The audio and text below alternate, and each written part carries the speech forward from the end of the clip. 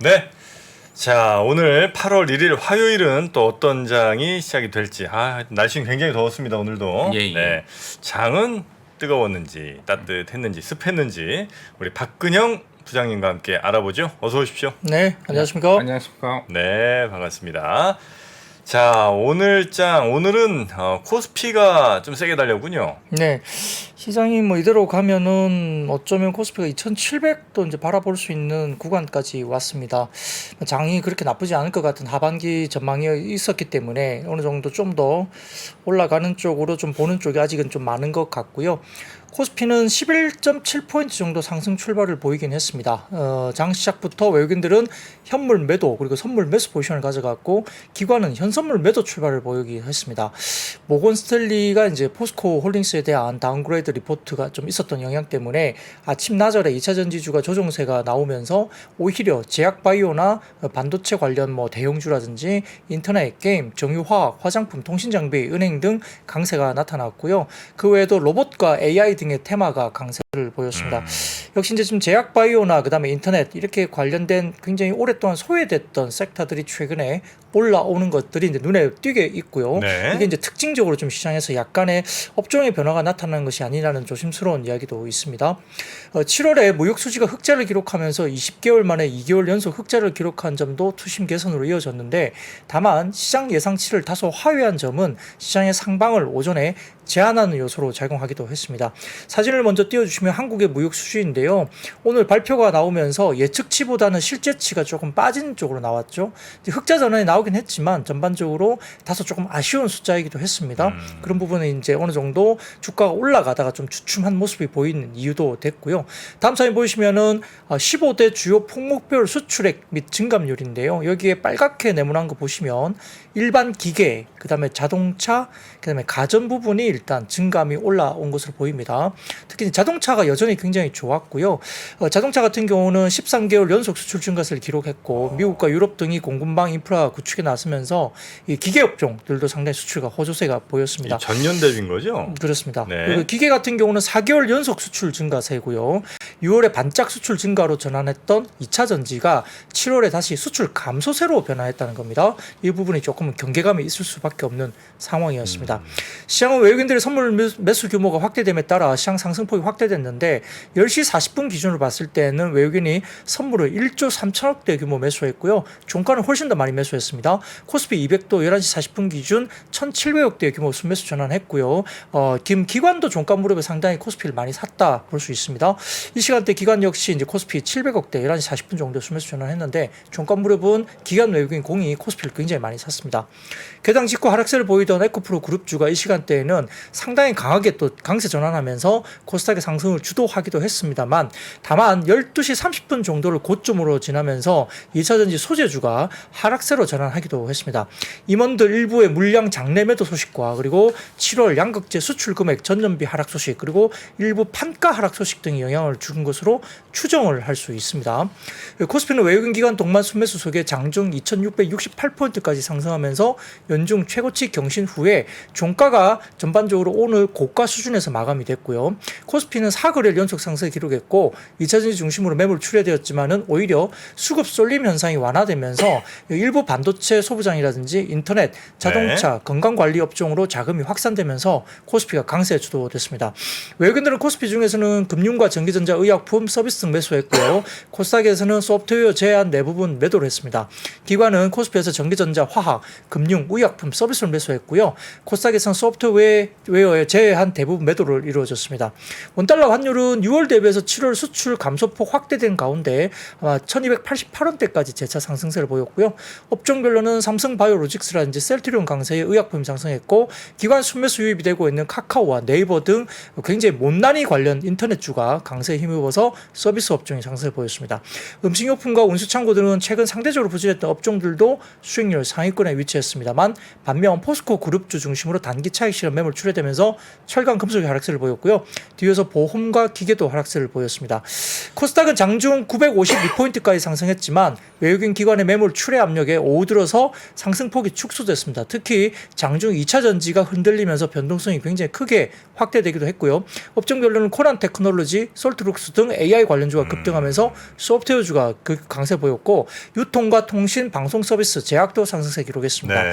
반면 일반 전기전자, 화학, 약세 보였고 특히 2차전지 관련주들이 부진했는데 2차전지 거래대금의 착시 현상이 나타나고 있습니다. 왜냐하면 거래대금이 굉장히 많은데요. 이거는 미수 거래를 통한 단기 매매 비중이 굉장히 커졌기 때문에 2차전지가 거래가 많이 된 것처럼 보이지만 상당히 별로 좋은 환경에 거래대금이 많은 건 아닙니다. 제가 어제도 말씀드렸듯이 네. 대부분 뭐 CFD라든지 신용거래가 융자가 많이 올라왔지만 CFD 거래가 관련된 이야기가 상당히 좀 제약적으로 올라가면서 그 미수, 그러니까 시장의 미수 거래대금이 3월에 한 2천억도 안 되던 거래대금 지금 7천억대까지 올라왔거든요. 네. 3배 이상 추정이 되면서 3일 만에 뭔가 쇼부를 봐야 되는 단기 거래가 또 2차전지 쪽 개인들이 많이 몰리고 있다는 점에서는 오늘과 같이 변동성이 커지면 어쩔 수 없이 또 던지는 물량들도 꽤 나올 수 있는 국면으로 볼 수 있다 볼 수 있습니다. 그러니까 미수 거래가 늘어난다는 건 물론 이제 그 거래 자체는 뭐 미수가 됐든 뭐 현찰이 됐든 뭐 거래가 된 건 된 거지만 이거는 많이 산다고 그래도 하루 이틀 안에 빨리 또 빼야 되는 거기 때문에 그래서 약간의 좀 착시 현상이 좀 있을 수 있다라고 네. 이제 보시는 거군요. 그리고 단기 변동성이 굉장히 커진다. 취약하죠. 예, 네. 그렇긴 하겠죠. 자, 그러면 이제 섹터 하나하나 좀 살펴봐야 될 텐데 먼저 어떻게 바이오부터 좀 볼까요? 네, 최근에 인터넷과 바이오주들의 강세가 굉장히 두드러지게 나타나고 있습니다. 키움증권이 오늘 보고서를 통해서도 오랜 시간 동안 소외됐던 제약바이오 섹터가 호재를 기다리고 있으면서 2분기 제약사 실적이 대체로 기대치를 뛰어넘게 굉장히 양호했고 가장 시장의 신뢰도가 높은 국산 신약인 렉라자의 병용 1차 데이터가 곧 나오면서 기대감이 높아지고 있다고 언급을 했습니다. 예측하기 어려운 경쟁사 대비 우수한 데이터 발표 그리고 기술 수출 활성화 등에 따라서 투자 심리가 본격 개선될 것으로 긍정적인 리포트가 나오기도 했습니다. 더군다나 9월에 페아마케의 초록 발표가 8월 16일 이후에 될 것 같고요. 경쟁사의 아스트라제네카의 타그리소 화학병용 1차 연구 발표도 있고 유한양행의 오스코텍의 렉라자와 아미반탄압 관련된 병용 마리포사가 10월에 유럽 종양학회 ESMO에서 발표가 예정이기 때문에 모멘텀 플레이도 될 수 있습니다.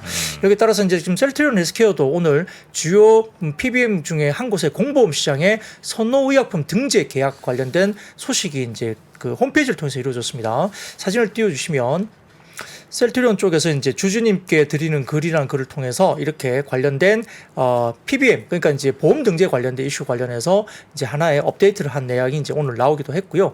이번 달 주요 이벤트로 셀트리온 그룹의 휴미라 시밀러 공보험 등재 뭐 이런 것들이 이제 이야기가 된 거고 실적 발표도 있겠죠 조만간. 그리고 8월 16일 페아마켓 초록 공개도 있습니다. 그리고 셀트리온 그룹의 합병 발표 조회 공시 기한도 8월 16일 예정인데 이 전일 합병 작업이 돌입했다는 보도도 나왔기 때문에 이 부분이 좀 될 가능성이 높습니다. 네. 다음 사진 보이시면은 2분기 주요 제약사의 실적 발표 현황인데요. 지금 분위기로 봐서는 확실히 삼성바이오, 그다음에 유한양행, 동아ST, 종군당, 대웅제약 등 실적이 컨센 대비 상당히 좋은 실적들이 나왔습니다.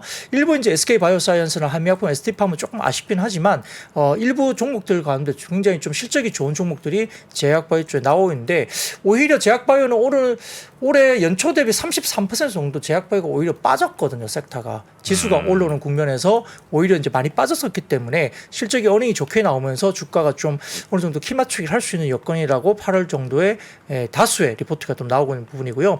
다음 사진 보여주시면은 월별 코스닥의 제약지수 수익률 변동인데요. 이게 18년도부터 23년까지 월별 수익 그래프를 나타냈는데 대부분 보면 3월 달에 분위기가 좋았어요. 이게 이제 AAC에 관련된 초록 관련된 이슈가 있는 모멘텀 플레이가 되는 부분이고 그다음에 7월에도 뭐 굉장히 괜찮았습니다. 네. 2020년과 흐름이 괜찮았고 하반기로 가면은 결국 11월과 12월에 제약바이오가 관련된 뭐 이렇게 학회들이 좀 있는 것 같아요. 이 부분이 이제 연말로 갈수록 제약바이오 관련된 쪽에 모멘텀 플레이가 2018년도부터 보더라도 월별로 봐서는 연말에 좀 강세가 나타나는 쪽이 상당히 많았다. 그럼 올해도 이제 그런 플레이가 시기적으로 될 수 있다 볼 수도 있습니다. 네. 여기에 따라서 제약바이오 쪽이 상당히 좀 강했고요.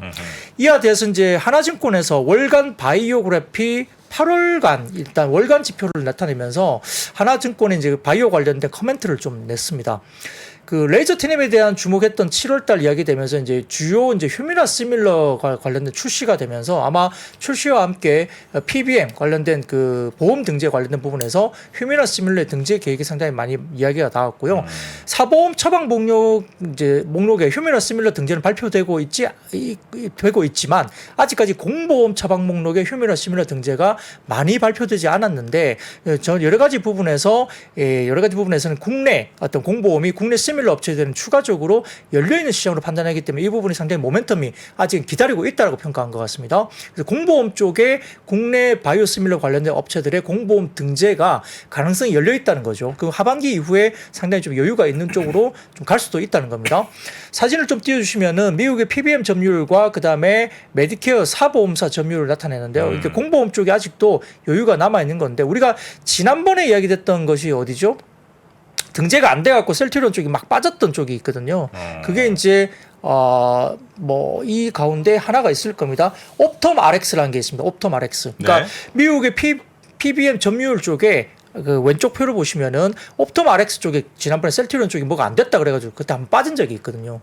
근데 그게 그 보험 점유율이 옵텀 RX뿐만 아니라 뭐 익스프레스 스크립트라든지 몇 개가 더 있어요. 그러니까 이런 쪽에도 기회가 열려 있는 거고 공보험 쪽도 상당히 열려 있습니다. 그러다 보니까 공보험을 관장하는 CMS 쪽의 승인이 또 여러 가지 필요하기 때문에 이런 부분에서 좀 시간적으로 여유가 있지만 어느 정도 이제 가능성이 열려 있고 미국 처방의약품 시장의 45%가 공보험입니다. 그러니까 사보험에 들어가지 않더라도 공보험의 계약 관련된 부분들은 충분히 열려있다는 점에서는 셀트리온 그룹주가 이거 관련해서 이제 뭔가 본 계약을 한다는 이야기가 계속 나왔잖아요. 아까 제가 보여드린 것도 셀트리온 헬스케어도 뭔가 이제 관련된 계약을 체결하고 있다는 이야기를 하고 있기 때문에 이와 관련된 모멘텀 플레이도 좀 남아있다고 볼 수 있습니다.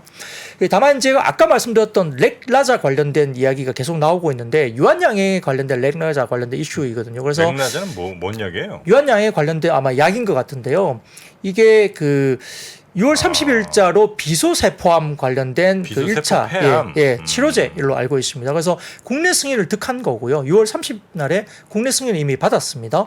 이제 급여 절차 통상 6개월 이상 소요되는 것 그리고 약가 협상을 진행 후에 내년부터 국내에서 1차 치료제로 본격적인 처방이 렉라자가 이루어질 것으로 보이기 때문에 최근에 유한양의 흐름이 나쁘지 않았습니다. 상당히 좋았거든요. 실적도 괜찮았고 목표 주가 상향 조정도 계속 이루어졌던 부분이 있습니다. 국내에 이제 이 1차 치료의 타겟 환자가 연간 3,000명 정도 추산된다고 하는데 현재 렉라자의 연간 약가가 1억 원 정도까지 된다고 합니다. 네. 엄청 비싸죠. 그러니까 이게 약이 굉장히 비싼 약이고 그러다 보니까 연간 매출액 규모가 뭐 1,000억 이상의 매출도 기대할 수 있는 부분으로 유한양의 긍정적인 효과로 볼 수도 있는 거고요. 비소세포 폐암이 아마 굉장히 생존율이 낮은 모양입니다. 그래서 굉장히 위험한 그런 암의 종류인 것 같습니다. 그러다 보니까 이제 뭐 연간 1억이 들면 이게 진짜 일반적인 가정에서는 진짜 약값 감당할 수가 없죠. 감당하기가 만만하지 않죠. 그래서 이런 부분이 있는데요. 일단 그런 부분들이 일단 유한양행 쪽에서는 상당히 좀 매출단의 상향 조정이 될 수 있는 구간으로 될 수 있고요. 그 외에도 이제 뭐 하나증권에서 커버리지 종목으로 유한양행, HK이노엔 이런 부분들이 상당히 좀 좋다라고 이야기를 했고요. HK이노엔 같은 경우는 실적 악화나 K캡의 경쟁 심화에 따른 우려로 최근 주가가 사실 많이 빠졌는데 2분기 컨센서스 부합하는 실적이 전망되는 상황에서 경쟁 심화에도 불구하고 K캡의 2분기 처방 조제액이 전년비 20% 증가 그리고 전 분기로도 8% 증가하면서 성장세가 유지될 것이기 때문에 그리고 올해 3월부터 K캡은 중국에서 보험급여가 적용되기 때문에 본격적인 매출 발생된다는 점에서는 너무 주가가 많이 빠진 상태에서는 오히려 긍정적으로 접근할 필요가 있다. K캡도 무슨 약 이름인 모양이군요. 네, 그렇습니다. 한미약품도 2분기 실적에 대한 우려가 있고 CMO 기대감이 약화됐지만 아무튼 전반적으로 올해 기준 EV EBITDA가 12.2배 정도 순이기 때문에 주가에 충분히 반영된 상태라서 긍정적 접근 가능하다라고 언급을 했습니다. 네, 뭐 여러 이슈들이 바이오 쪽에 좀 있었던 것 같고 또 코로나19도 좀 확산이 이어지면서 관련주도 조금 움직였죠? 네, 실질적으로 좀 이거는 짧게 말씀드릴 수 있는데요. 뭐 최근에 보면 5만 명이 넘어간 날짜가 있었어요. 지금 7월 26일 날 그날이 코로나 신규 확진자가 57,720명입니다. 겨울철 재유행했던 1월 10일 날 6만 19명 이후에 202일, 그러니까 6개월 21일 만에 최다 규모거든요. har일 확진자가. 네. 그래서 엄청나게 많이 이루어지고 있기 때문에 아마 마스크도 다시 좀 팔리고 그다음에 뭐 진단 키트 이런 것도 지금 다시 나오고 있기 때문에 진단 키트 관련주도 약간 움직이는 부분이 분명히 있고요. 또 저도 저희 이제 집에 이제 부모님이 좀 약간 아프셔갖고 병원에 지금 입원하고 계신데 네. 입원 병동에 들어가려면 PCR 검사를 받아야 되거든요. 근데 PCR 검사를 받으려니까 PCR 검사를 하는 병원이 별로 거의 없어요. 아, 예전에는 많이 했는데. 네네. 그 일부 보건소가 좀 남아 있는데 선별 진료소가 남아 있는데 그 입원 직전에는 PCR 검사를 보건소에서 받을 수 있습니다. 네. 근데 이제 뭐 어떤 사람을 봐야 되는데 입원을 이미 했어요. 그러면 보건소에서는 PCR 검사를 안 해줍니다. 가니까. 그래서 다른 일반 병원으로 가라 그래갖고 또 PCR 검사를 하는 병원을 찾아야 되는데 너무 없어요. 찾기가 진짜 하늘의 별 따기예요. 그래요? 예. 그리고 또 아무런 증빙 자료 없이 가면은 PCR 검사가 8만 원 정도 하더라고요. 한 번 하는데? 네네. 그러니까 그래요? 너무 비싸죠. 그래서 이제 입원 관련된 뭐 서류 자료를 확인서를 또 떼와 가지고 그걸 들고 가서 이제 PCR 검사를 받아야만이 한 4,500원인가 4,000 얼마 받더라고요. 굉장히 너무 힘들어요. PCR 검사 받는 게. 네. 그러니까 지금 이렇게 이제 정상적으로 그냥 이렇게 어떤 뭐 우리가 코로나를 일반적인 독감 형식으로 좀 간다고 방역에 대한 부분들 상당히 지금 이제 많이 이제 해제가 되고 있잖아요. 그러니까 이런 부분에서 재유행 단계로 또 갈까봐 좀 걱정스럽긴 한데요. 네. 아무튼 이제 갑자기 이제 5만 명대로 올라오니까 조금은 이제 경계 심리도 좀 생기는 그런 국면에 있다 볼 수 있습니다. 이거 이제 뭐 그냥 시장에 대한 좀 궁금증 같은 건데 예를 들어 한번 저 테마로 쫙 가요. 예를 들면 예전에 코로나19 때 뭐 신풍제약이니 뭐 무슨 뭐였죠? 하여튼 뭐 이런 몇몇 있잖아요. 예, 그런 이제 제약사들이나 뭐 무슨 그 진단 키트 같은 거 하는 회사들이 정말 엄청 가지 않았습니까? 그때가 이제 시젠 뭐 그런 거. 예, 시젠. 그다음 이제 한번 갔다가 이제 쭉 떨어졌잖아요. 예. 어떤 분은 원래 그렇게 테마가 한번 잡혀갖고 쭉 하늘 뚫고 올라갔다가 내려오면 다시는 그 가게 못 간다 이런 분도 계시고 아니다 그 비슷한 상황이 좀 연출이 되면 다시 그때 갔던 친구들이 다시 간다 이제 이런 분들도 계신데 보통 시장에서는 어떻게 움직입니까 이게? 보통 그 거기서 고점을 못 들었으면 한번 내려가면은 다시 그대로 가기는 힘든 부분이죠. 물론 그때 테마와 이익과 그런 기대감이 있었는데 네. 지금 다시 뭐 5만 명이 했다고 해도 다시 그만큼에 대한 그 약효라든지 그런 부분들이 지금 그러니까 그전 5만 명이랑 지금 5만 명의 차이가 있는 건 뭐냐면은 지금 어느 정도 면역력이 좀 생겼기 때문에 그때는 처음에 생겼을 때는 바로 입원도 해야 되고 뭐 죽을 수도 있었는데 네. 지금은 코로나로 만약에 이제 코로나가 걸려도 그런 부분들이 상당 부분 떨어졌기 때문에 뭐 다시 뭐 그런 것들에 대한 테마 그리고 단기적으로 움직일 수는 있어도 다시 갈 수는 없는 거죠 결론적으로. 그러니까 이제 테마 한번 갔다가 다시 가는 경우는 뭐 별로 없다 이런 얘기 많이 하시던데. 뭐 네, 이제 또 대부분 역사적으로 대부분 그렇습니다. 한번 이게 쭉 갔던 친구들이 빠지고 나서는 네. 그런 경우들. 한참 동안 이제 뭐 몇 분의 1 토막 나고 네. 한참 몇 년 동안 잊혀지다가 잠깐 반짝 반등. 그리고 또 별로 좋지 않은 모습을 보였던 네네네. 경우가. 그러면 또 숫자 안 넣으면 다시 꺼지는 뭐 그런 부분이 많죠. 근데 아무튼 갑자기 지금 뭐 확진자가 재확산세가 좀 너무 이제 빠르게 올라오면 뭐 단기적으로는 트레이딩이 좀 될 만한 구간이 이제 제약바이오 분위기가 좀 좋잖아요. 아까 네, 말씀했던 네, 네. 신약도 그렇고 이제 하반기에 모멘텀이 있는 상태에서 그 틈새에서 약간의 모멘텀을 받고 트레이딩적으로 올라올 수는 있겠죠. 알겠습니다. 자 그리고 오늘 뭐 네이버 카카오가 좀 괜찮았습니까? AI도 좀 네. 다녔던 것 같고요. 그렇습니다. 뭐 어제도 우리가 이제 네이버 이야기를 또 했지 않습니까? 네이버가 급등했고 오늘은 뭐 카카오도 올라왔고요. 네. 카카오뱅크도 주가가 더 좋았거든요. 카뱅이. 네, 그래서 이제 전반적으로 이제 우리가 상당히 좀 너무 많이 힘들게 이제 거래가 됐던 카카오나 네이버들이 반등이 나오는데 카카오가 7% 올랐군요. 네. 네. 우선은 네이버가 어제 먼저 쏘아 올렸잖아요. 네. 그렇기 때문에 최근에 이제 네이버 관련된 이런 이슈가 먼저 하이퍼클로바 X라는 게 이제 화두가 되고 있고 어제도 이제 제가 마감 시황 때 그 하이퍼클로바 X 관련된 출시 그 스케줄링 관련된 표를 보여드리면서 이런 플레이로 계속적으로 이제 스케줄 보여주셨죠? 가지고 네 제가 네. 간단한 표는 어제 보여드렸기 때문에 그건 좀 참고를 하시면 될 것 같고요. 결국 이제 8월 24일 날 공개가 예정입니다. 그래서 다양한 기업들과 파트너십을 맺고 생태계 확장에 나서고 유료화 가능성도 상당히 높지 않겠습니까? 뭐 한컴 오피스라든지 뭐 미국도 마찬가지로 이제 마이크로소프트, MS 오피스도 이제 같이 연동해서 갈 수도 수도 있기 때문에 국내도 네. 마찬가지입니다. 그래서 다올투자증권에서 오늘 리포트를 내면서 그 하이퍼클로바 X에 알려지지 않는 강점 중에 B2B 가격 경쟁력을 가지고 있고 AI 챗봇은 B2C에서는 구독 서비스 모델을 일반적으로 택하지만 B2B에서는 이제 API 관련된 사용량에 비례해서 기업에게 과금을 하기 때문에 사용량의 기준이 토큰이라는 기준으로 설명이 된다고 일단 이야기를 했습니다. 그러니까 토큰으로 설명이 되는데 이게 무슨 이야기하면 챗GPT 같은 경우는 챗GPT4로 업그레이드된 이후에 한국어 성능이 상당히 놀랍게 비약적으로 이제 발전했고 한국어 사용 시 토큰량이 영어 사용 시 토큰량이 약 4배 정도가 필요한 상황이랍니다. 그러니까 이제 같은 정보량을 담고 있을 때 한국어를 사용했을 때 더 많은 비용이 지불돼야 된다는 말씀이신 그렇죠. 거예요? 그러니까 이제 똑같은 내용인데 이게 이제 챗GPT가 어쨌든 영어 기반이잖아요. 그러니까 한국어 서비스를 바꾸게 되면 한국어 사용을 했을 때는 토큰량이 영어 사용을 했을 때보다 약 4배 정도가 필요한 걸로 분석이 됐습니다. 그래서 이제 이는 언어 모델을 토큰당 비용으로 지불하는 B2B 고객에는 4배의 변동비 차이를 의미한다고 분석을 했는데요. 이게 결국은 가격적인 부분에 문제가 생긴다는 거죠. 그걸 제가 가져와 봤어요. 첫 번째 사진 띄워주시면 자, 어떤 내용을 가지고 이 답변을 영어로 제공했을 때 챗GPT 토큰 사용량인데 아래쪽에 보시면 토큰수가 531 정도로 돼 있죠. 이게 이제 어떤 내용에 대해서 영어로 표현했을 때예요. 네. 이게 이제 그 다올투자증권에서 이제 분석 자료로 냈는데 다음 사진 보여주시면은 이 동일한 내용의 답변을 한국어로 제공했을 때 챗GPT 토큰 사용량이 밑에 보시니까 토큰수가 1780으로 나와 있습니다. 네. 그러니까 이제 영어로 표현했을 때와 한글로 표현했을 때가 이렇게 같은 내용을 가지는데 언어의 차이에 따라 토큰 양이 거의 4배 정도 차이가 난다는 거죠. 그건 이제 우리나라 말을 영어로 한번 다시 바꿔서 물어보고 대답이 나온 걸 다시 이제 영어로 나온 걸 한국어로 다시 바꾸는 이런 과정들이 이제 복잡하게 이루어지다 보니까 네네네. 토큰 사용량이 좀 많아졌겠죠. 네, 그래서 뭔가 이제 토큰 사용량이 한국어로 표시되니까 챗GPT 부분에서는 비용의 문제가 생기잖아요. 그러다 보니까 오히려 이런 부분에서 성능에 대한 차이가 뭐 현격하게 엄청나게 차이가 많이 나면 모를까. 그렇지 않다고 한다면 하이퍼클로버 X가 글로벌 생성 AI와 비교해도 국내에서는 어떤 비용적인 측면에서 경쟁 우위에 나타날 수 있다고 평가를 한 겁니다. 그래서 아울러서 생성 AI를 통해서 시장의 우려, 수익성을 크게 넘어서는 수준의 이익의 어떤 부분들이 가시화될 수 있다는 점을 이제 이야기를 했고요.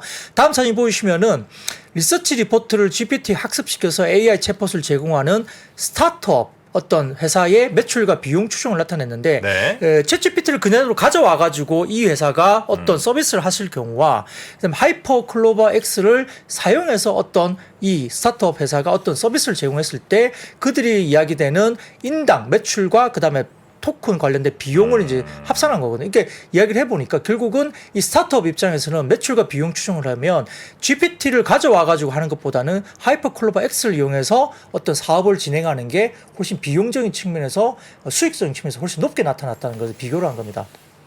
정보량이 같을지 모르겠네요. 같은 걸 가지고요. 그러니까 이제 요거는 네. 지금 현재 네. 그 같은 내용을 이제 만약에 한국에서 한국어로 된 하이퍼클로버 X를 이제 사용했을 때 이제 이렇게 아마 계산한 것 같은데 네. 예를 들어서 그 정보를 외국에 있는 어떤 뭐 정보들도 굉장히 많을 텐데 네. 뭐 외국에 있는 그 정보들을 만약에 가져와서 이걸 다시 한국어로 번역하는 과정이 들어간다면 역시 마찬가지로 외국의 챗GPT를 통해서 갖고 왔을 때보단 더 비용이 올라갈 수도 있잖아요. 네. 그것도 번역 과정이 또 들어갈 테니까. 네, 네. 그러니까 이 비용은 한국에서 한국어로 검색하는 사람이 한국 내에 있는 어떤 정보를 가져올 때는 이제 아마 이 비용 차이가 발생을 해서 이게 훨씬 더 싸겠으나 맞습니다. 아마 외국의 전 세계를 돌아다니면서 어떤 뭐 정보를 가져와서 그걸 다시 번역하고 한국어로 가져오는 그런 과정까지 거치게 된다면 하이퍼클로버 X가 과연 이렇게 더 저렴한 가격 경쟁력을 가질 수 있을지는 약간 의문이 생긴다. 그래서 이제 아까 제가 설명 중에 이 하이퍼클로버의 비교는 국내의 어떤 부분에 대해서 네. 국내의 어떤 스타트업이 국내 서비스를 했을 경우를 이제 아까 말씀드린 거고요. 아까 비용적인 부분도 말씀드린 대로 동일한 내용에 대한 부분에서 하이퍼클로버 X의 국내의 어떤 비용의 차이를 이야기를 한 거거든요. 뭐 글로벌리 뭐 하이퍼클로버 X가 글로벌리 챗GPT처럼 어떤 서비스를 한다 이거에 대한 확장성에 대해서는 언급이 된 게 아닙니다. 네. 그러니까 이제 국내의 어떤 부분에 대한 성이고요. 그래서 최근에 주가 급등이 이익 컨센서스가 뭐 네이버가 엄청나게 올라가서 갑자기 뭐 유의미한 상향 조정이 나와서 뭐 주가 많이 올랐다 이렇게 보기는 좀 어렵다는 평가를 했거든요. 다울투자증권에서. 그러니까 결국은 이 컨센서스의 유의미한 상향 조정 없이 주가가 올라갔고 결국은 이거는 밸류에이션 상승의 결과로 볼 수 있다는 겁니다. 그러다 보니까 글로벌 피어 기업들과의 수익률 갭을 고려하면 밸류에이션 상승의 여력이 충분히 여유롭다고 판단한다는 이야기를 했는데 어떤 차트를 보여줬냐면 2019년도의 사례를 들었습니다. 그 리포트에서. 그래서 사진을 좀 띄워주시면 2019년 네이버의 주가 상승이 나타났던 그때 당시를 보여주는 건데 그때 뭐 네이버, 카카오, 메타, 트위터, 마이크로소프트, 구글 등등과 관련된 이야기에서 갈색으로 보이는 네이버의 주가 흐름이 쫙 보시면 2019년도에 중반 이후로 갑자기 주가들 많이 올랐거든요. 2019년도에 네이버 주가의 핵심은 아마 그때 당시에도 영업이익의 성장이 거의 없었던 시기인데도 불구하고 이익의 하방이 확인된 이후에 밸류에이션 갭이 상당히 축소되면서 빠르게 주가가 올라갔다는 겁니다. 그래서 뭐 메타나 트위터나 마이크로소프트, 구글, 아마존 등등과 포함해서는 19년도에 이렇게 그 밸류에이션 갭을 축소시키면서 주가가 올라간 사례가 있었다는 거고 지금도 그와 비슷한 사례로 아마 형성될 가능성이 높다는 평가를 다울투자증권에서는 한 거거든요. 그래서 이제 이익의 하방이 확인되고 난 다음에 밸류에이션 갭을 빠르게 축소시키는 흐름이 나타날 거라 보는데 다음 사진 보여주시면은 2023년 네이버와 글로벌 빅테크의 상대 주가 흐름이거든요. 네. 이 보시면은 파랗게 보이는 제일 아래쪽에 선을 보이시는 게 네이버의 주가 흐름이에요. 올해. 근데 지금 마이크로소프트나 뭐 알파벳이나 메타나 아마존 이렇게 주가가 많이 올랐다는 거거든요. 근데 이제 이것만 보면 뭐 밸류에이션 갭을 뭔가 메꾸기 위해서 올라갈 개연성이 있어 보이는데 사실은 다른 마이크로소프트나 알파벳이나 메타나 뭐 아마존 특히 뭐 마이크로소프트나 알파벳 같은 경우는 뭐 실적 때문에 또 올라간 거일 수도 있거든요. 그쵸. 주가가 뭐 단순히 밸류가 저기가 좋아져서 올라갔다고 볼 수도 있고 뭐 MS라든지 이런 쪽과 관련된 쪽은 결국은 실적이 또 좋았기 때문에 주가가 또 올라갔다고 또 볼 수도 있기 때문에 네. 네이버가 실적을 그만큼 따라가지 못해서 이렇게 주가 쳐져 있다고 볼 수도 있어요. 근데 이제 어쨌든 다울투자증권의 논리는 2019년에 이익 성장에 없었던 시기였는데 그 해에 아마 밸류에이션 갭을 메우는 과정에서 상당히 높은 네이버의 주가 흐름이 있었다는 걸 이제 오버랩을 하면서 23년도의 하반기에도 그런 식의 흐름이 있지 않을까라는 리포트가 일단 나왔다 이렇게 볼 수는 있습니다. 네. 아, AI 참 어렵습니다. 네. 아무래도 뭐 밸류에이션 갭보다는 성장성이 아까 미국 기업보다는 지금 상당히 떨어지기 때문에 거기에 돌파구가 하는 게 문제인 것 같고 뭐 이익의 안정성하고 그 이익이 좀 올라간다고 해서 주가가 오르기는 좀 힘들 거라고 보고 있습니다. 그러니까 이게 이제 하이퍼클로바엑스가 글로벌로 가서 뭔가 이렇게 강력한 경쟁력을 갖추기는 쉽지는 않겠죠. 아무래도 뭐 내수 쪽에서 뭔가 내수 쪽에서. 예, 시작을 하겠죠. 내수 쪽이면 한 5천만 사용자 대상으로 뭔가를 또 뽑아내야 될 텐데. 아무튼 뭐 다울투자증권은 뭔가 긍정적인 리포트를 쓰고 싶었던 것 같아요.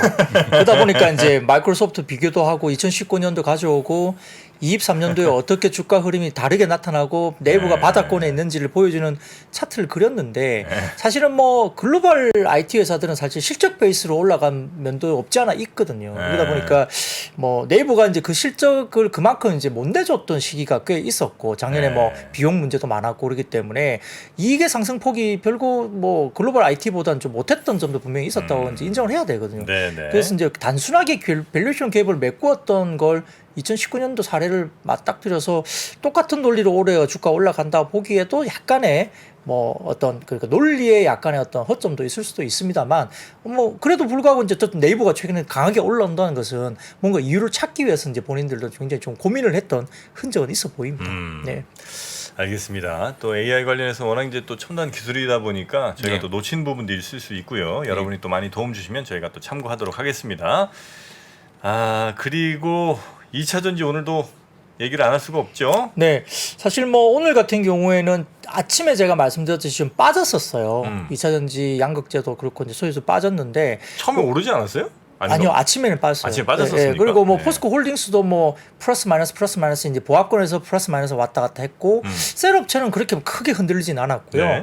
그러다가 이제 아까 제가 처음에 이제 전체적으로 오늘 시장 흐름을 말씀드렸을 때 에코프로 그룹이 장 한 정오쯤 이렇게 11시 12시쯤 돼서는 거의 주가가 꽤 많이 올라갔단 말이에요. 에코프로 그룹이 꽤 많이 올라갔고 이렇게 쭉 갔었는데 갑자기 오후장 접어들면서 이제 확 밀려버렸거든요. 2차 전지들이? 네, 양극재 쪽이 특히나. 에코프로. 이런. 에코프로 BM이 좀 빠졌나요? BM 이. 에코프로는 플러스권으로 제가 끝난 걸로 네네. 아는데 그래도 윗꼬리를 달았고 BM이 좀 빠졌고 뭐 포스코 퓨처엔 많이 빠지고 LNF 빠지고 막 이렇게 빠졌거든요. 에코프로는 강보합이네, 강보합. 예, 그렇습니다. 그래서 7% 오르다가 네. 강보합으로 그러니까 그 고점 대비는 한 7에서 10% 8% 정도 빠진 거죠. 거고 네. 에코프로 BM은 마이너스 2.51%입니다. 그렇죠. 그러니까 이제 오늘 올라갔던 게 한 6%대 정도까지도 막 올라갔던 기억이 있는데 거기에 비해서 종가로 빠진 걸 보면은 상당히 변동성이 큰 거죠. 크네요. 예. 예. 그러니까 이제 흔들림이 굉장히 많았던 거고요. 그래서 이제 아까 어제 제가 미수 금액과 관련된 이야기를 언급을 드렸지만 이렇게 큰 주식 중심으로 개인 수급이 들어오면서 지금 양극재들이 움직이고 있는 거잖아요. 근데 아마 말씀드렸듯이 과거에는 에코프로 그룹주만 집중해서 주가가 플레이가 됐다면 지금 포스코 그룹주까지 확산이 되고 심지어 LS 그룹도 확산이 되다 보니까 약간 수급에 일단 특정 쪽에 쏠림 현상이 좀 완화되는 거죠. 그러니까 특정 종목을 끌어올리기가 지금 힘이 좀 약해지는 거고요. 두 번째로는 말씀드렸듯이 미수 금액이 급증했던 부분 때문에 며칠 만에 뭔가를 쇼부를 봐야 되는 수급이 많다 보니까 조금의 흔들림의 주가 부분들이 상당히 좀 변동성이 커질 수 있다는 부분도 어제도 제가 언급이 들은 부분이 있습니다. 거기다가 근데 이것 때문에 빠졌다 보기엔 좀 어려운데 그 에코프로 BM의 임원 4명이 지난달 27일에서 28일 결제일 기준이죠. 자사주 5,790주를 장내 매도했다고 공시를 했습니다. 그럼 25에서 26일이에요?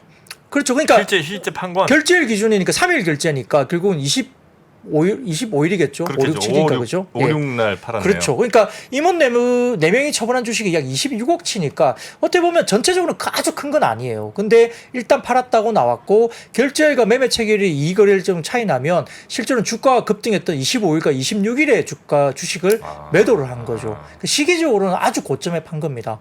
그리고 금량의 허재원 상무도 지금 27일 결제일 기준이니까 비슷한 시기에 보유 주식이 8만 주인데 4만 주로 절반을 다 팔아버렸습니다. 그러면서 처분 단가가 15만 1615원이니까 네. 실제 체결일인 25일 장중 고점 15만 7,500원과 거의 비슷하게 고점에서 완전히 매도를 해버린 거죠.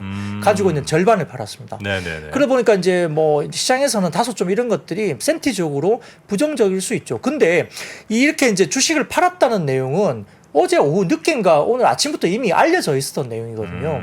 근데 아침에 이 내용 때문에 주식이 흔들리지 않았다는 거예요. 네. 네, 그러니까 이 내용이 나오면서 주가 빠진 게 아니에요. 2차전지 주는. 그럼 뭐에 빠진 그 거예요? 뭔지는 저희도 잘 모르겠습니다만 일단은 이게 이제 영향을 미쳤다는 쪽도 있지만 사실은 이 네. 내용은 장 시작 전부터 이제 다 오전부터 알려졌다? 시장에서 뉴스가 나와서 이미 시장에서 이미 공유가 됐기 때문에 그러면 아침부터 주가가 급락을 해야 되잖아요. 에코프로 BM 임원하고 금양 임원들이 이제 네네네. 자사주를 좀 팔았던 이런 네네네. 내용들은 어제 밤 늦게 이미 전해져서 오늘 네. 아침엔 뭐 꽤 많이들 알고 있었을 텐데 네네네. 그리고도 이제 꽤 올라갔다가 떨어졌다는 거죠. 네. 어쨌든 간에 이분들은 진짜 주식의 고수인 거 맞아요. 최고점에서 팔았으니까.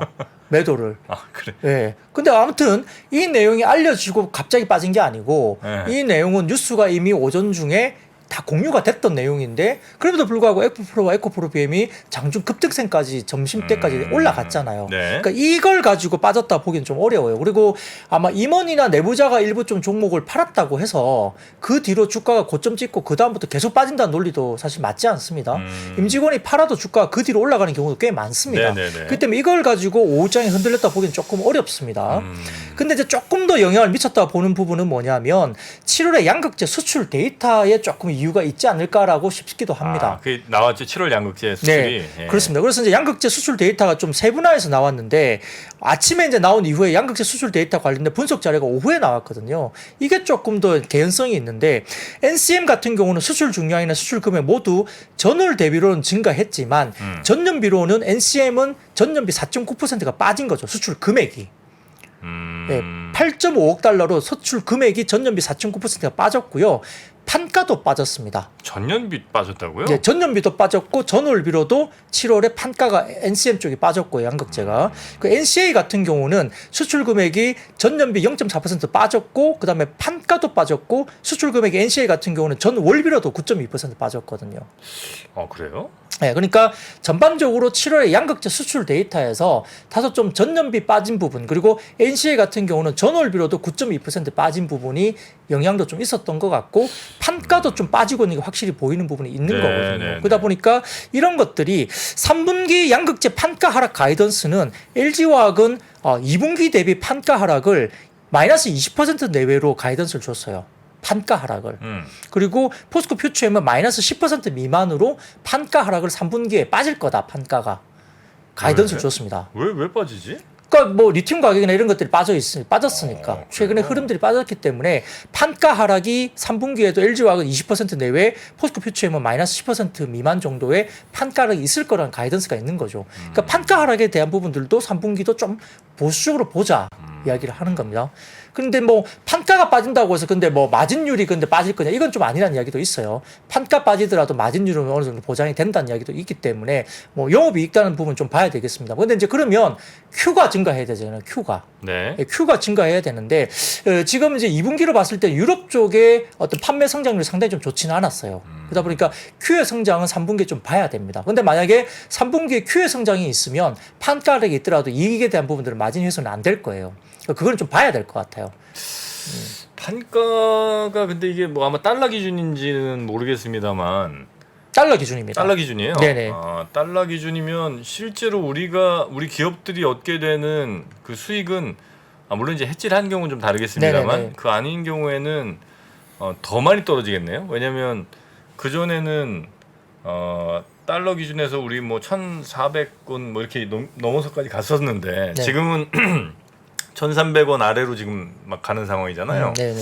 그러니까 그러면 같은 뭐 100만 달러씩 팔았어도 우리가 실제로 더 손에 얻는 거는 더 적어질 수밖에 없는 네, 맞습니다. 그런 상황이겠네요. 그렇죠. 그래서 이제 월간 수출 금액 관련된 부분들은 조금 판가 하락에 따른 하향 조정, 수출 금액은 하향 조정될 가능성도 3분기에도 좀 개연성이 좀 있어 보이거든요. 근데 이제 판가의 뭐 마진율은 어느 정도 이제 5% 내외 정도 마진율 그렇게 아주 높은 편이 아닌데 네. 그 마진은 어느 정도 붙여서 그대로 나가는 걸로 알고 있기 때문에 이익단이 훼손되지는 않을 거예요. 마진율 자체는. 근데 이제 문제는 이제 그러면 Q의 증가가 있어야 뭐가 좋아지는 거잖아요.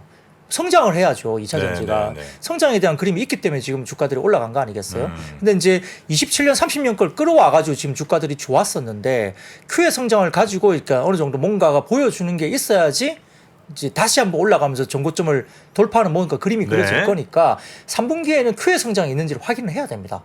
뭐 여러 가지 다른 것들은 판가가 빠진다, 뭐가 어떤다, 그거는 별로 의미가 없고, 근데 수출 중량으로 보면 NCM과 NCA가 훨씬 더 많이 올랐습니다. 실질적으로 수출 중량은 NCM 같은 경우는 전년비 13.6%나 올랐고요. 전월비로도 수출 중량이 NCM은 26.7% 증가했고, 그 다음에 NCA 같은 경우는 수출 중량이 전년비 17.1% 증가했고, 전월비로도 수출 중량이 3.8% 증가했으니까 수출 중량으로 보면 계속 증가 중이에요. 그러니까 아주 나쁜 건 아니거든요. 네네네. 그러니까 이제 판가가 빠지고 뭐 그러면 판가 빠진 게 수출 금액이 빠진다 뭐 이런 것들이 있는데 이익단이 훼손되냐 이건 또 봐야 된다는 거죠. 그러니까 Q의 증가가 있다 보면 아마 이익단이 그렇게 부러지지 않을 수도 있기 때문에 네. 그거는 3분기에 뭔가 추이를 우리가 좀 체크를 해봐야 된다는 거고요. 막연하게 양극재 수출 데이터 금액이 빠졌다고 해서 주가 빠진다 논리도 사실 그건 맞지도 않는 거고 그것도 맞지 않는 거죠.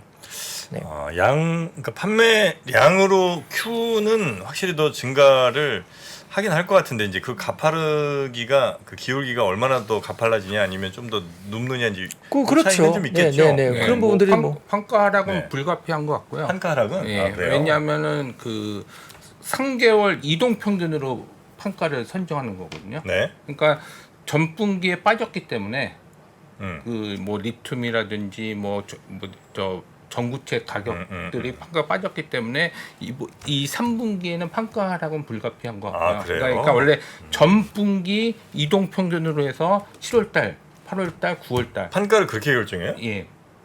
아니 뭐 그런 게 다 있어. 파는 사람 마음이지. 아니 그렇게 하면 안 돼요? 아니 이거는 이제 네. 만약에 떨어지면은 또 떨어진 대로 올라간 데면 올라간 대로 그 ASP가 정해져 있는 거기 때문에 그래요? 예.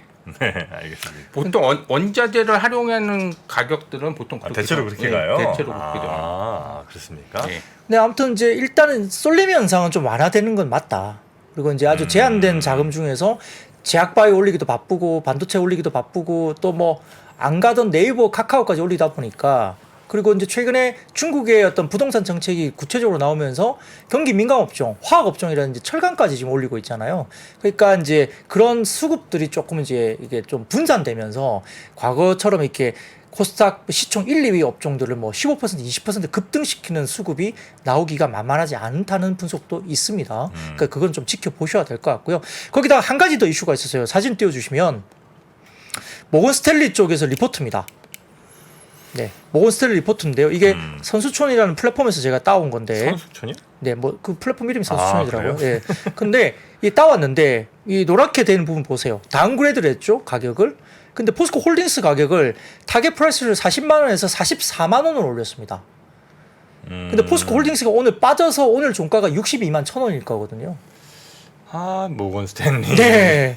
그러니까 이게 너무 좀 이런 식의 리포트가 또 나온다는 것도 좀 약간 시장에서. 네. 근데 여기 보시면은 모건 스탠리 애널리스트 이름이 참 재밌어요. 신영석이라는 사람이네요. 모건 스탠리 애널리스트가. 네, 한국 그리고- 사람, 한국 출신인가 네, 보네요. 그 마이클 고라는 사람도 이제 애널리스트죠. 고시겠죠? 예, 그러니까 두 명이 다 한국 사람 같아요. 그 이제 표면적으로는 모건 스탠리가 외국계인데 리포트 쓴 사람은 한국 사람 같습니다. 아니, 추정은 보통은 그 하겠습니다. 아시아 담당은 한국 사람이 많습니다. 아, 그래요? 예, 네. 그러니까 아시아를 커버하는 거, 뭐 홍콩, 뭐 일본 제 아시아 담당들은 한국 사람이 거의 한 70%, 80%이기 때문에 어떤 리포트를 보셔도 모건 스탠리든 다른 저 JP 모건 보시면 한국 사람들이 많습니다. 아무래도 뭐 더 여기 시장에 대해서 잘 알고 또 소통이 더 편하긴 할 테니까. 예, 그러니까 아시아 본부 애널리스트 있고 미국의 뭐 글로벌 애널리스트 있고 네, 미국 네, 네. 쪽은 다 뭐 외국 사람이겠지만 그 아시아 쪽은 거의 다 한국 사람입니다. 아, 그래요? 근데 이제 이거 보시면 제가 이제 내용을 다 안 가져왔는데 내용 중에 어떤 내용이냐면 참 재밌는 게 뭐 글로벌 리튬 주식과 철강 주식 중에서는 가장 고평가되어 있다 이야기를 하면서 뭐라 썼냐면 향후 15일 내에 주가 빠질 확률이 80%다 이렇게 썼어요. 향후 며칠이요? 15일인가? 뭐 그랬었어요. 보름 안에? 네, 날짜라에 적어놨더라고요. 향후 15일 내에 주가 빠질 확률이 80% 이렇게 적어놨어요. 그러니까 이걸 어떻게 명시적으로 적을 수 있지 리포트에 이렇게 우리가 15일 내에 80% 빠질 확률을 적어낸다는 것도 약간 모건 스탠리 이 네네. 리포트가 물론 뭐 어떤 정도의 신뢰를 할 수 있는지 모르겠습니다만 다소 좀 이게 그러니까 외국계 증권사들이 좀 용기 있는 리포터들이 많은 것 같아요. 네, 그런다나 오늘 빠져서 62만 1,000원인데 네. 목표 주가를 아주 44만 원으로 낸다는 거는 뭐 본인들의 어떤 기준은 있겠습니다만 다소 좀 저희가 보기에는 좀 야, 이건 좀 심하다 네, 이런 네. 생각도 좀 들기도 합니다. 그러니까 네. 개인 투자자들이 뭐 사실 뭐 여러 가지 수급적인 측면에서 공매도 이야기를 하실 수 있는 부분도 이런 리포트가 나오니까 개인 투자자들은 이야기를 하시는 거예요. 네. 예. 근데 목표가 상승한 건 별로 의미가 없고요. 왜냐면 의견 자체가 원더웨이트 셀이 있기 때문에 40만 원에서 45만 원 올리던 뭐 40만 원을 유지하던 팔으라는 거네요. 예, 그러니까 의견을 바꾸려면 목표가를 뭐 70만 원, 80만 원을 했겠죠 결론적으로. 그러니까 의견을 바뀌지 않은 상태로 목표가를 40만 원, 45만 원 올리던 그건 별로 아무 의미가 없는 부분이고요. 언더웨이트가 나왔으니까. 예, 계속 언더웨이트를 유지하기 때문에. 그러니까 뭐 지금 주가 때문에 뭐 목표가를 좀 옮겼는지 모르겠으나 여튼 계속해서 이제 언더웨이트. 팔으라는. 네, 그러니까 의견을 네. 만약에 바이로 바꾸면 목표가를 뭐 70만 원, 80만 원 했겠죠. 근데 계속 그 의견은 계속 유지되기 네네네. 때문에 40만 원에서 45만 원 올린 거는 별로 하나도 의미가 의미가 없는 없는 것 거다. 같다. 예.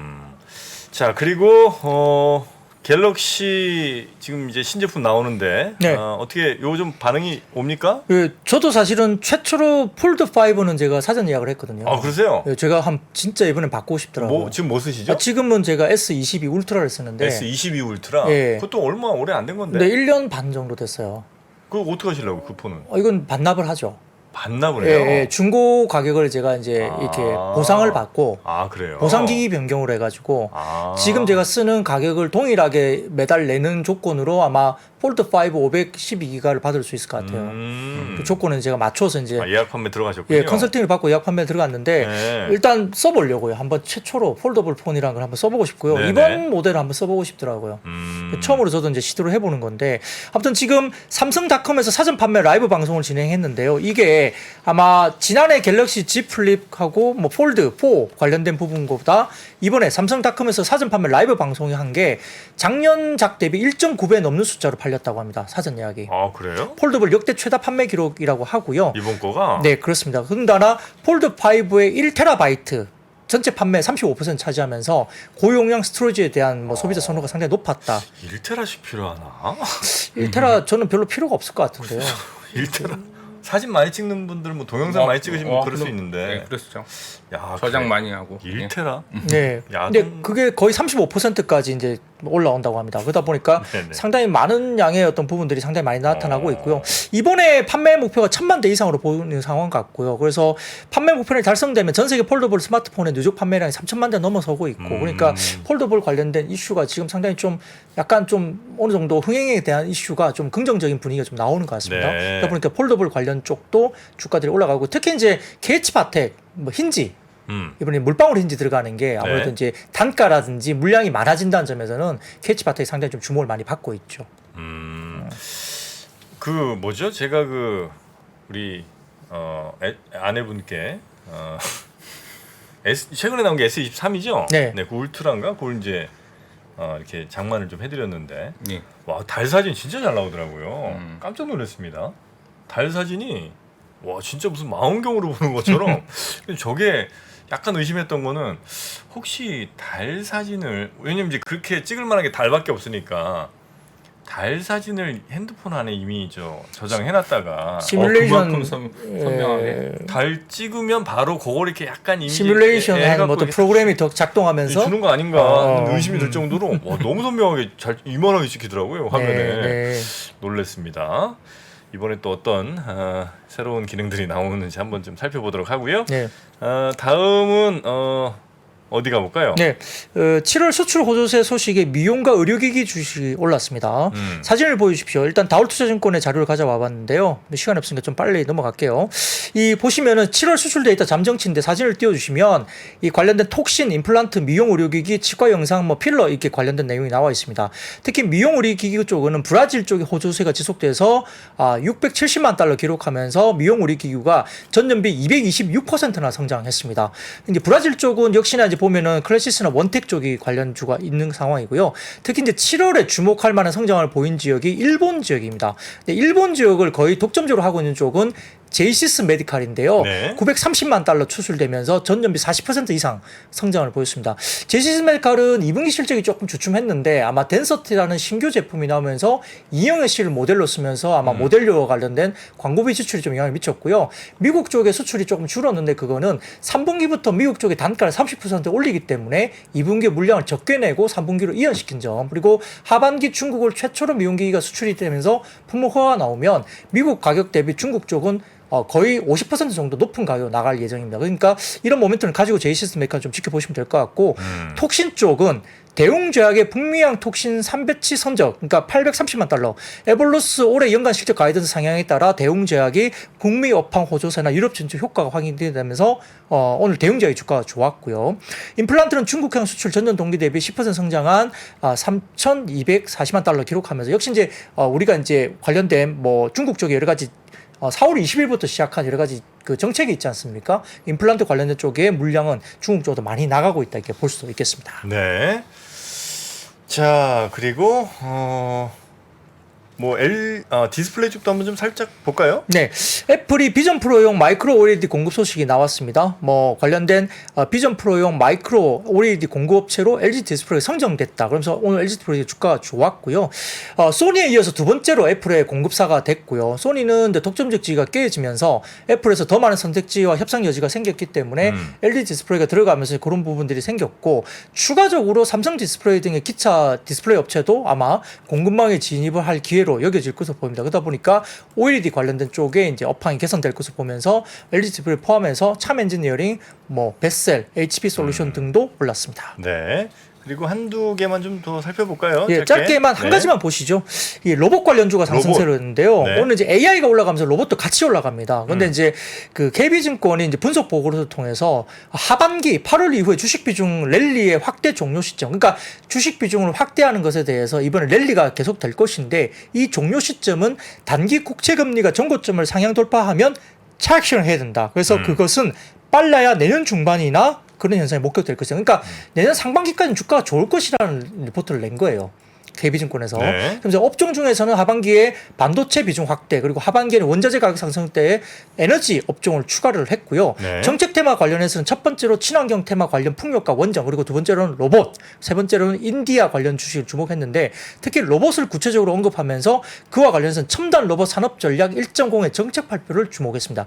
사진을 띄우시면 정부 산업통상자원부가 보도자를 통해서 상반기에 계속적으로 4월 중 발표한다, 5월에 발표한다, 6월에 발표한다 계속 이야기가 됐었는데 이게 계속 미루어졌거든요. 그래서 조만간 하반기에 이게 첨단 로봇 산업 전략 1.0의 정책 발표가 조만간 나올 것인데 이게 이제 아마 구체적으로 모멘텀이 될 거라 봤고요. 여기에 따라서 이제 언급된 정책의 내용 목적을 보면 오른쪽에 이렇게 쭉 나와 있습니다. 뭐 관련된 수혜가 가능하고 세제 금융 지원 등등 관련된 이야기가 나오는데 그러다 보니까 하반기에는 또 두산 로보틱스의 상장도 있고 그다음에 최근에 두산의 로봇 이외에도 엔비디아 AI 가속기 관련된 모멘텀도 부각이 됐고 그렇기 때문에 뭐 레인보우 로보틱스가 또 삼성전자하고 뭔가 협업하는 이런 부분도 최근에 모멘텀이 부각도 다시 됐기 때문에 네네. 뭐 레인보우 로보틱스뿐만 아니라 SPB테크, 뉴로메카 등의 기존에 1분기 때 움직였던 로봇 관련주들을 다시 한번 볼 필요가 있다라고 언급을 했습니다. 네.